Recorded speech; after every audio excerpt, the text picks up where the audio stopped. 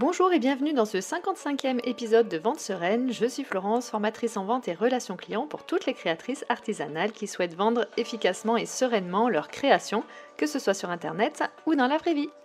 Alors tout d'abord, pour ce tout nouvel épisode qui accueille 2025, je tenais à te souhaiter une très belle année, remplie de projets inspirants et de belles réussites. Tout autant que vous avez des idées merveilleuses et vous créez avec envie et passion, alors je vous souhaite bien sûr le meilleur. De mon côté, je vais bien sûr continuer à vous accompagner. Je tiens également à dire un grand merci pour votre bienveillance et votre écoute. Je reçois régulièrement de très gentils messages qui me font chaud au cœur et qui me confirment que j'ai la chance d'avoir une belle communauté à qui je peux continuer à partager mes conseils et accompagner au mieux dans chacune de vos aventures d'entrepreneuse créative. Alors, aujourd'hui, je voulais plus particulièrement aborder avec toi comment démarrer cette nouvelle année, ça tombe bien, de manière équilibrée, sans précipitation et en prenant le temps de poser les bases nécessaires à ton activité. Alors l'année peut commencer de manière totalement différente et bizarre selon les personnes, car déjà l'énergie des fêtes s'estompe. Tu as certainement eu une période de rush avant et pendant les fêtes. Tu étais partout à la fois peut-être, vie pro, vie perso, tout mélangé. Grosse période où tu ne t'es pas ennuyé à n'en pas douter. Et on entre donc dans une période où les ventes peuvent ralentir pour certaines activités, pour certaines personnes. La demande peut être plus calme. On tombe également aussi dans la période des soldes et on se demande si on a besoin ou envie de les proposer ou pas. Et on peut se sentir parfois un peu perdu. Ou au contraire, on commence l'année sur les chapeaux de roue avec plein de résolutions ou pas, plein d'idées, une multitude de bonnes intentions, de projets et de rêves. Alors on a envie de tout à la fois et de tout accomplir, de se lancer à fond, mais rapidement, on peut se sentir aussi débordé et la motivation peut commencer à vaciller. Bref, période très bizarre selon les personnes, entre coup de mou et l'envie de mettre en place de nouvelles choses. Il est donc facile de douter de la direction à prendre. Et quelquefois, donc, comme je disais, la motivation peut aussi retomber comme un soufflet parce qu'on commence à s'éparpiller. Mais je suis là pour te dire que justement ces périodes sont une véritable occasion de structurer et de préparer ton activité pour le reste de l'année. C'est le moment idéal pour avancer sans pression, on va essayer, poser des bases solides et bien réfléchir à ce que tu veux faire pour les semaines, voire les mois à venir. Et donc anticiper pour avancer sereinement, c'est ce qui va t'aider à trouver un équilibre. Et l'équilibre, c'est la clé pour rester motivé sur le long terme, sans se perdre en chemin au lieu de foncer tête baissée dans mille et une directions en s'éparpillant et en voulant aller trop vite. Donc, que tu sois tout à fait perdu pour cette nouvelle année ou que tu aies 150 000 idées à la seconde et tu manques de structure, ce qu'il faut garder en tête en tous les cas, c'est de savoir se concentrer sur l'essentiel. C'est avancer pas à pas et à un rythme qui permet de tenir bien sûr sur le long terme, le but étant de construire une activité plutôt pérenne, bien structurée et surtout qui te ressemble, c'est important. Et le risque, quand on se sent perdu, c'est de se perdre aussi dans des décisions soudaines, comme tenter de tout faire dès le mois de janvier à coup de soldes ou de nouvelles offres pour compenser la baisse d'activité, mais qui ne vont pas forcément servir ton activité et ton entreprise. Donc ça se réfléchit aussi. Et l'équilibre, c'est accepter que cette période est plus calme pour certaines activités, et oui, mais que tu peux l'utiliser pour préparer de belles choses pour plus tard. Et c'est aussi savoir dire non à certaines choses pour se réserver du temps et de l'énergie pour ce qui est vraiment important. J'ai d'ailleurs fait un épisode de podcast à ce sujet qui s'intitule Apprendre à dire non quand on est créatrice artisanale. C'est l'épisode numéro 46. Donc, comment trouver cet équilibre et la motivation par conséquent? Déjà, fixe des priorités claires. Savoir ce qui est essentiel te permet de canaliser ton énergie vers ce qui compte vraiment. Cela va te donner une direction claire et t'éviter de perdre du temps à courir à droite et à gauche et après 1000 choses en même temps. Par exemple, si tu prends un bateau et si tu as la barre de ce bateau sans avoir de destination précise et pas de carte, tu vas dériver sans jamais atteindre ton port. Mais si tu choisis un ou deux objectifs à prioriser, ton bateau va aller vers une direction claire, même s'il se prend des vagues et du vent, parce que l'entrepreneuriat c'est ça, des vagues et du vent.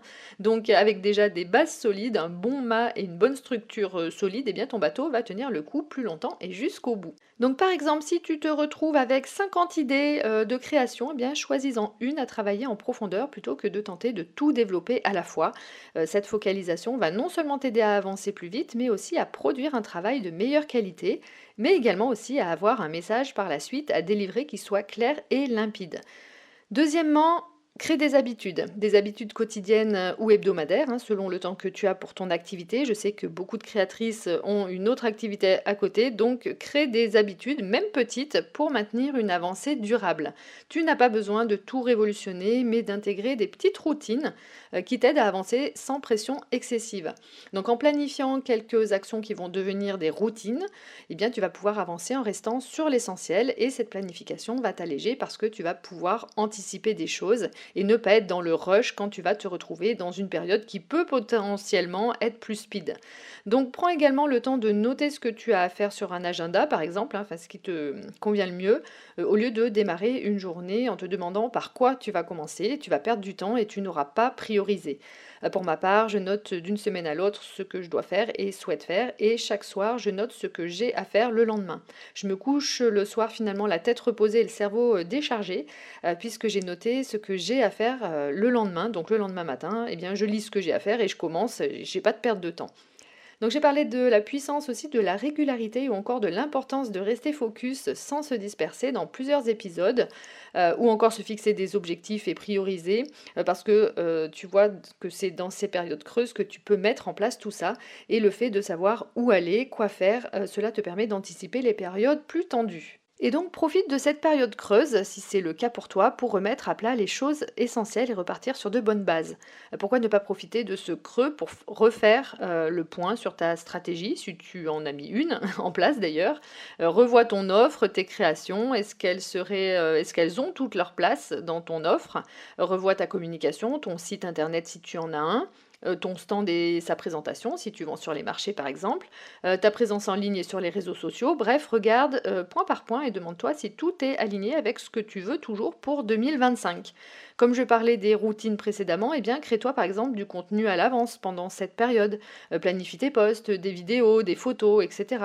Donc ce temps de calme peut être parfait pour avoir une longueur d'avance sur les mois à venir. Ou tu peux bien sûr aussi profiter de cette période pour agrandir ta communauté sur les réseaux sociaux et prendre le temps de bien communiquer et interagir avec les personnes qui te suivent et de nouvelles personnes que toi tu suis par exemple, d'aller les voir et puis de mettre un petit mot.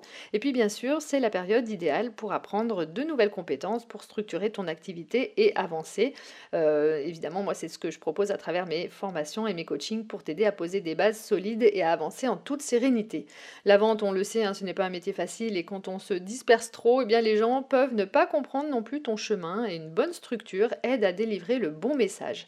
Et si tu as envie d'écouter un épisode sur les périodes creuses, j'en avais déjà d'ailleurs fait un. C'est l'épisode numéro 15 qui s'intitule Comment dynamiser ses ventes en période creuse. Passons au troisième point pour garder l'équilibre. Eh bien, sois réaliste avec ton temps, avec le temps que tu peux consacrer à ton activité. Si tu acceptes aussi que tout ne puisse pas se faire en un jour, eh bien, tu vas pouvoir apprécier les petites étapes et avancer à ton rythme. Et si tu essayes de tout faire en même temps, eh bien, tu risques de t'épuiser. Et la motivation, eh bien, elle naît de la régularité, avec la régularité, pas avec une grosse explosion d'efforts d'un coup. Et après, on se sent vraiment trop épuisé. Donc, pour te donner un exemple, le mien, que j'ai déjà donné d'ailleurs, eh bien j'ai voulu faire mon site internet. Alors bien sûr que j'aurais voulu qu'il se fasse très très vite en un week-end, mais à part me dégoûter et me dire que je n'y suis pas arrivée et le laisser tomber pendant des mois, donc ce que j'ai fait, eh bien j'ai repris le temps de le faire, mais cette fois-ci étape par étape. Et j'ai même apprécié ces étapes finalement en planifiant action par action, en commençant eh bien, par la page d'accueil, et puis à propos, etc., etc. Donc je me suis laissé le temps. Et au final, eh bien, il est là, il est fait, je l'ai fait à mon rythme. Et donc c'est une avancée, un progrès. Donc l'équilibre vient aussi du fait de se donner la permission de ne pas être parfaite et de savoir lâcher prise et respirer en avançant pas à pas. Tu sais, la théorie des petits pas dont je te rabats les oreilles tout le temps. Et donc c'est aussi mon quatrième point, apprends à lâcher prise.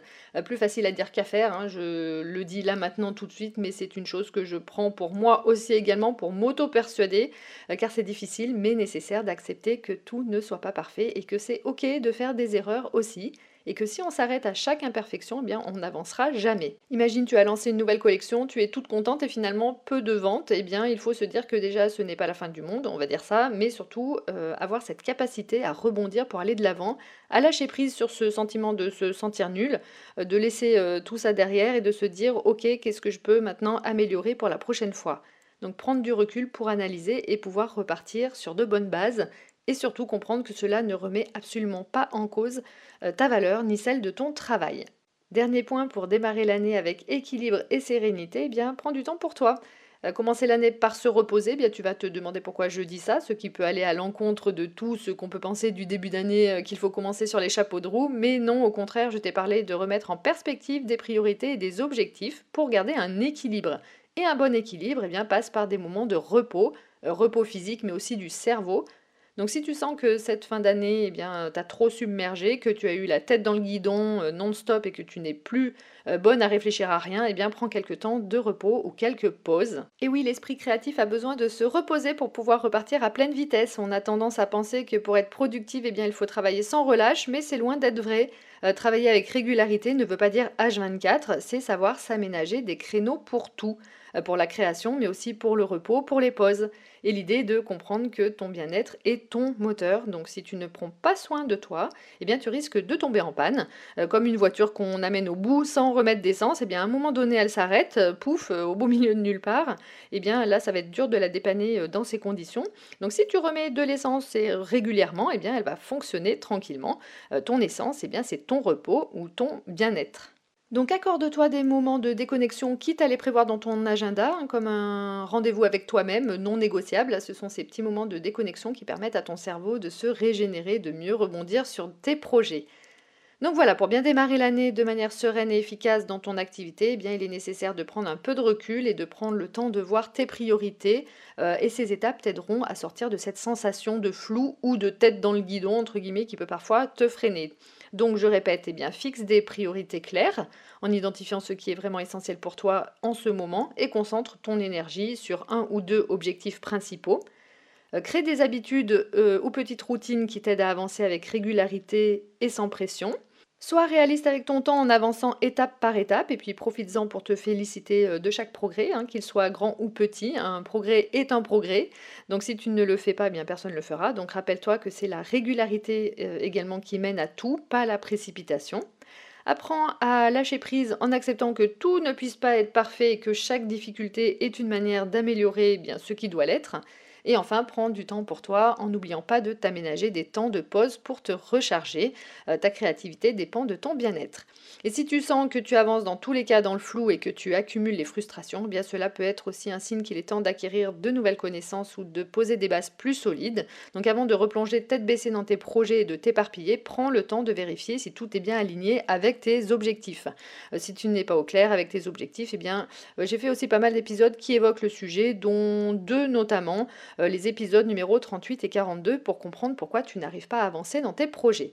Et si tu en ressens le besoin, tu sais que je suis là bien sûr pour t'aider à travers mes différentes formations et accompagnements, que tu ne sois pas encore lancé ou que tu éprouves des difficultés dans la vente, que tu sois déjà lancé pour t'aider à structurer tes idées et poser des fondations claires. Dans tous les cas, mieux vaut avancer lentement mais sûrement plutôt que de foncer sans direction. Tu as sans nul doute tout ce qu'il faut pour réussir et avec un peu de recul, de clarté et d'accompagnement, tu pourras bâtir une activité qui te ressemble vraiment.